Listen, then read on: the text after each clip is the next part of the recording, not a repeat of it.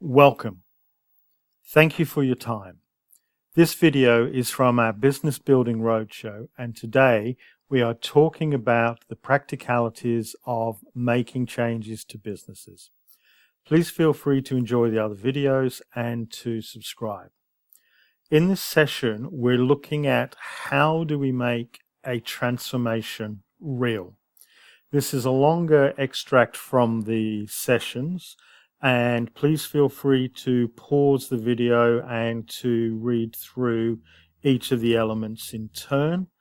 We discussed some of these elements previously in the role of the individual, but again, it's just a recap, and please feel free to pause and go through as you need to and feel appropriate. The first element is governance. Change the environment in which the people work. You will change the behaviours, change the people, and get the required outcomes. If you instill the right behaviours, people will exceed the outcomes that you look for them. As we've talked about previously, behaviours exist whether they're managed or not. It's about managing and instilling the right behaviours. It's about building adaptiveness and responsiveness. It's an overall strategy from the exec with the required leadership. It's about managing the risk, and this is the risk of not transforming, the risk of managing the transformation, and the risks to the business from changes in technology. It's about making a business more resilient so you have the capacity and capability to. It's about having the right governance, frameworks, protocols, and processes so that the business can undergo the required transformation. And it's about the pragmatic transformation of operations, working across the silos, managing it end to end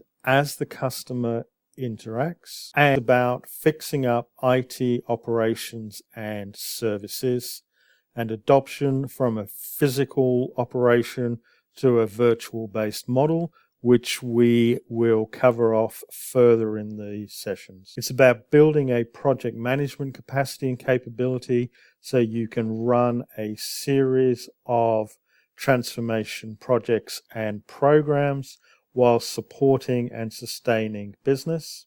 And it's about the knowledge workers and the changing of their roles with the required skilling and training, which leads us into talking more about the skilling and the training and how we have talked about before.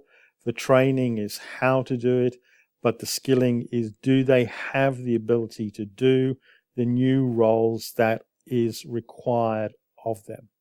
And it is the skilling component that is one of the key elements in successfully making a transformation and transitioning knowledge worker roles. For those that are in the room, we're going to go back through the slides and talk about all of the elements in more detail and have a group discussion.